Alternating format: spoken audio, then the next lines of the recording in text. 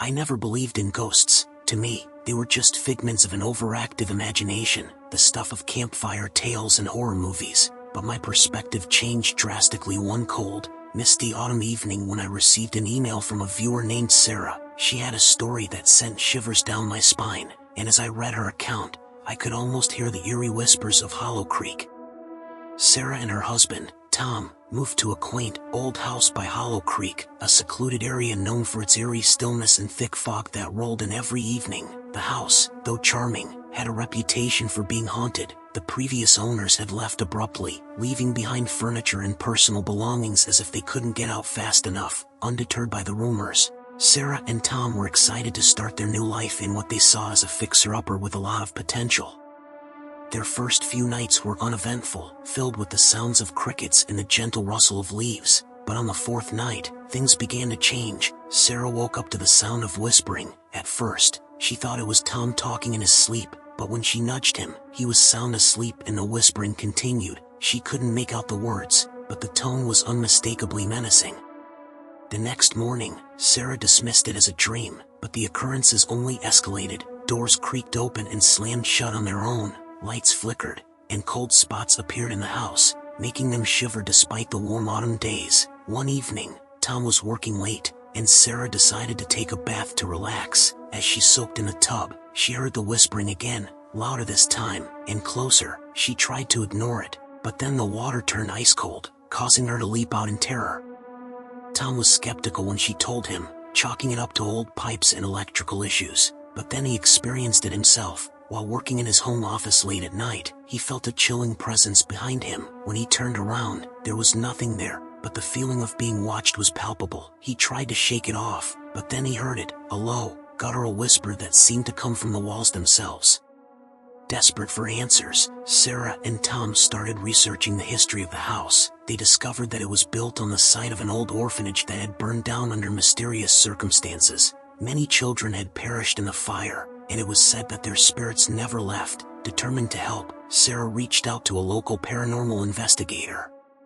The investigator, a man named Jack, brought equipment to record the disturbances. What they captured was chilling, disembodied voices, shadowy figures darting across rooms, and the unmistakable presence of something malevolent. Jack suggested a cleansing ritual to rid the house of the spirits, but warned that it might anger them further. The night of the ritual was one of the most terrifying experiences of Sarah's life. As Jack began the cleansing, the house erupted in chaos. Objects flew off shelves, the whispering turned into anguished screams, and the temperature plummeted. Just when it seemed unbearable, there was a deafening silence. Then, a single, mournful voice echoed through the house. "Why won't you let us rest?" The silence that followed was almost as frightening as the noise. Slowly, the house returned to normal. The whispers stopped, the cold spots vanished, and for the first time in weeks, Sarah and Tom slept peacefully. But the story doesn't end there. A few months later, Sarah received a package with no return address. Inside was an old, charred photograph of children standing in front of the orphanage, their faces blank and eyes hollow. On the back, a single sentence was scrawled, "We are still here." It was a cold, moonless night when I received a frantic call from a viewer named Mark. His voice trembled as he recounted the horrifying events that had plagued his family for weeks. They had moved into a grand Victorian house in a small town, lured by its historical charm and spacious rooms. But what they found within its walls was a nightmare they never imagined.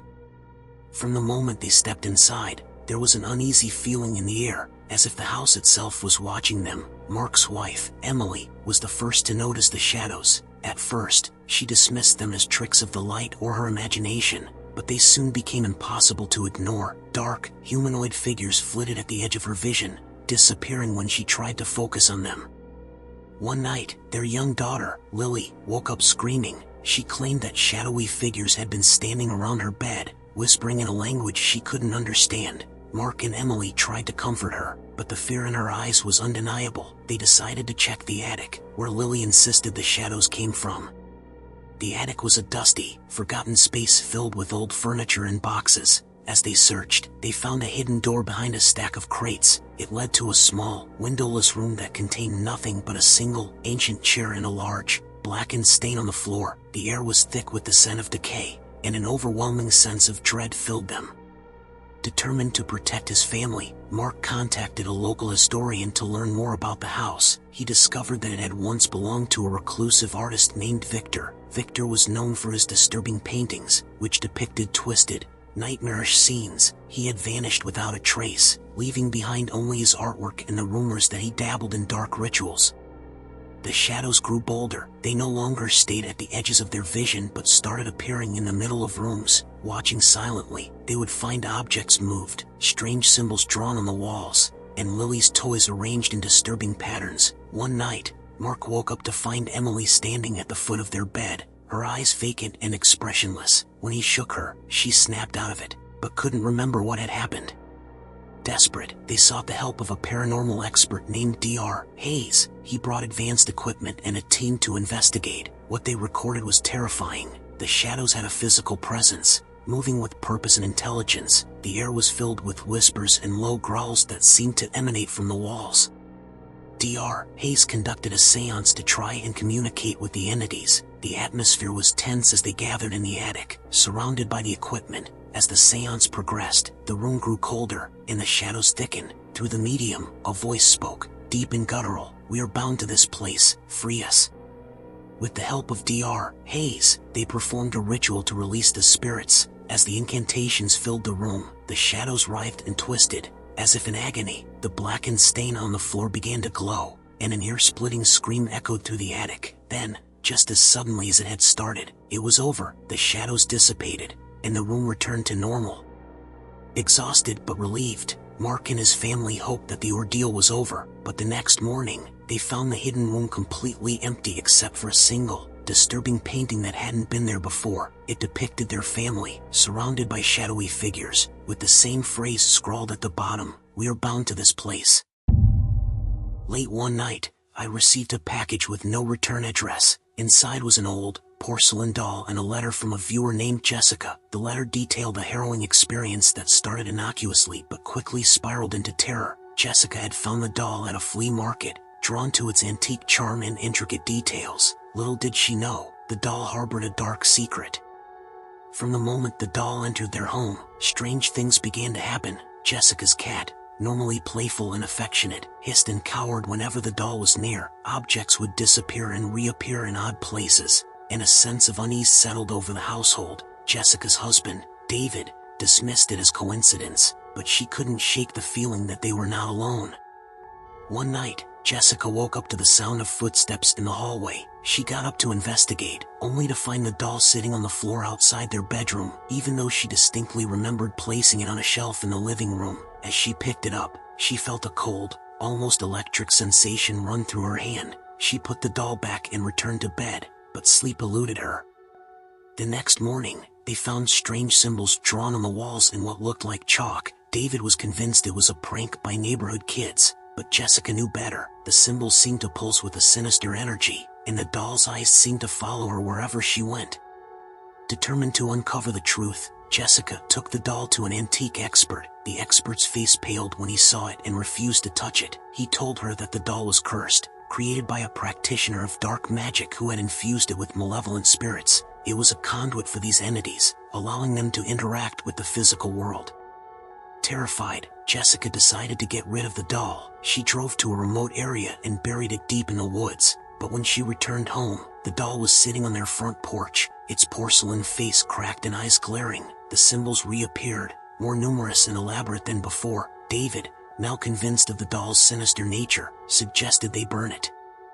That night, they built a fire in the backyard and threw the doll into the flames. As it burned, an unearthly wail filled the air, and the flames turned a sickly green. The fire roared higher, and for a moment, the outline of a gaunt, twisted figure appeared within the flames. Then, with a final, ear-piercing shriek, the doll was consumed, and the fire died down.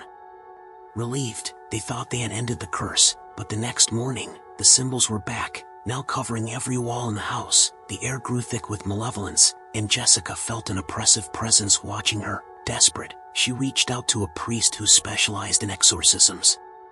Father Michael arrived and immediately sensed the evil permeating the house. He performed a cleansing ritual, reciting prayers and sprinkling holy water. The house shook, and a cacophony of voices filled the air, screaming in rage and agony. With a final, thunderous roar, the voices ceased, and the house fell silent.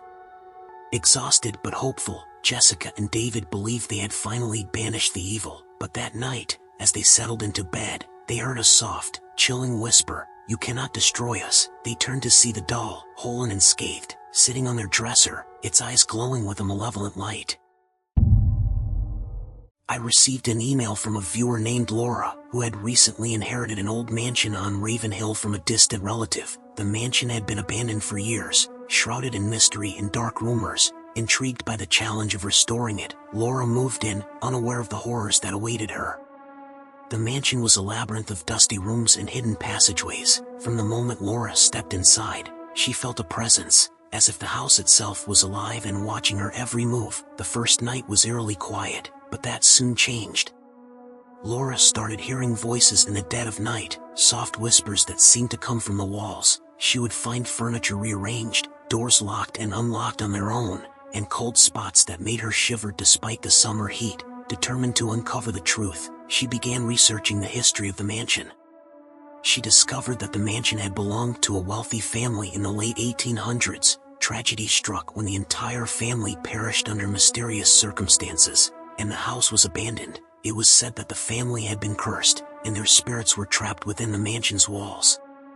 One night, Laura found an old journal hidden in the attic. It belonged to the family patriarch, who had become obsessed with the occult. The journal detailed his descent into madness, filled with accounts of dark rituals and attempts to summon otherworldly beings. Laura realized that the mansion was a nexus of supernatural energy, a portal to the unknown.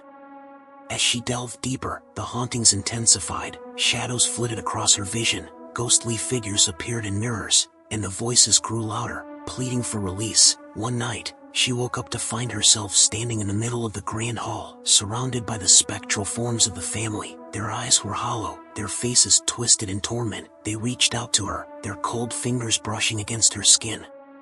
Desperate, Laura sought the help of a renowned paranormal investigator, Dr. Evelyn James. Dr. James brought a team to document the phenomena and attempt to cleanse the mansion. As they conducted their investigation, the house reacted violently. Objects flew across rooms, walls bled, and the air was filled with ghostly wails.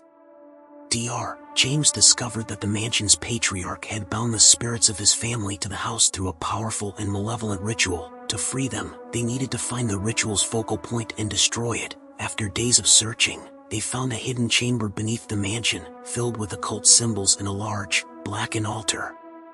With great trepidation, they performed a counter-ritual, reciting incantations and destroying the altar. The mansion shook, and a deafening roar echoed through its halls. The spirits appeared one last time, their forms twisting and dissolving into the air. The oppressive presence lifted, and the house fell silent. Relieved, Laura thought the nightmare was over. She decided to leave the mansion and start anew. But as she packed her belongings, she found the journal back on her nightstand, open to a page she hadn't seen before. It read, "The curse cannot be broken. We are bound to this place, and so are you." The last story came from a viewer named Jacob, who had experienced something truly horrifying in Blackwood Forest. Jacob was an avid hiker and loved exploring remote trails. One autumn, he decided to camp alone in a part of the forest known for its beauty and its eerie legends. From the moment he set up camp, Jacob felt uneasy. The forest was unnaturally quiet, devoid of the usual sounds of wildlife. As night fell, the feeling of being watched grew stronger. He dismissed it as his imagination and settled into his tent, but sleep eluded him, and he heard soft, distant footsteps circling his campsite. In the early hours of the morning, Jacob awoke to a chilling sight. A pale, spectral figure stood at the edge of his camp, its eyes glowing with an unnatural light. It beckoned to him, its mouth moving as if whispering, but no sound came out. Frozen with fear, Jacob couldn't move or look away. The figure slowly faded into the darkness, leaving him trembling. Determined to find out what he had seen, Jacob spent the next day talking to locals. They told him of the legend of the Phantom of Blackwood Forest, a ghostly figure said to be the spirit of a man who had vanished decades ago. The man, a hermit, was rumored to have dabbled in dark magic and had been cursed to wander the forest for eternity. That night, Jacob returned to the forest, determined to confront the phantom and uncover the truth. He set up camp again, armed with a camera and a recorder. As the night deepened, the forest grew silent, and a thick fog rolled in. Jacob waited, his heart pounding, until the phantom appeared once more. This time, he was prepared. He called out to the spirit, demanding to know why it haunted the forest. The phantom approached, its movements slow and deliberate. Jacob could see its face clearly now, gaunt, with hollow eyes and a look of deep sorrow. The air grew cold, and Jacob's breath formed clouds in the frigid air. Through the recorder, he heard the faintest whisper, "Release me." The phantom pointed to a distant part of the forest, then vanished. Jacob followed the direction indicated, navigating through the dense underbrush until he stumbled upon a hidden clearing. In the center was an old, weathered stone altar, covered in strange symbols. Jacob realized this was the source of the curse. He gathered his courage and destroyed the altar, using a rock to break it apart. As the last piece shattered, the forest erupted in a cacophony of sounds, howling winds, rustling leaves, and the anguished cries of the phantom. Then, just as suddenly, it stopped. The air grew warm, and the oppressive feeling lifted. Jacob returned to his camp, exhausted but relieved. He thought the ordeal was over, but as he packed up his gear, he found a small, ancient-looking amulet among his belongings, something he had never seen before. Etched into it was the same symbol from the altar. As he held it, a familiar whisper echoed in his mind, "You cannot escape the curse." Let me know in comments if you like it, and don't forget to share, like, and subscribe.